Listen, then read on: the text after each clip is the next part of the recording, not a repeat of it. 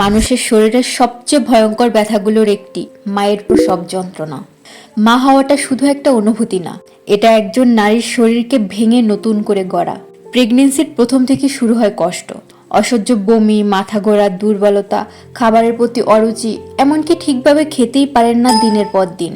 শরীরে ধীরে ধীরে রক্তের পরিমাণ বেড়ে যায়, কারণ একটা ছোট প্রাণকে বাঁচিয়ে রাখতে মায়ের হৃৎপিণ্ড স্বাভাবিকের চেয়ে অনেক বেশি কাজ করে। শ্বাস নিতে কষ্ট, পিঠে অসহ্য ব্যথা ও হাঁটতেও সমস্যা হয়। মাঝ রাতে উঠে ব্যথায় কাতরাতে থাকেন। আর সন্তান জন্মের সময় প্রসবের ব্যথা এতটাই তীব্র হয়, শরীরের প্রতিটা স্নায়ু যেন একসাথে চিৎকার করে ওঠে, যা পৃথিবীর সকল ব্যথাকে হার মানায়।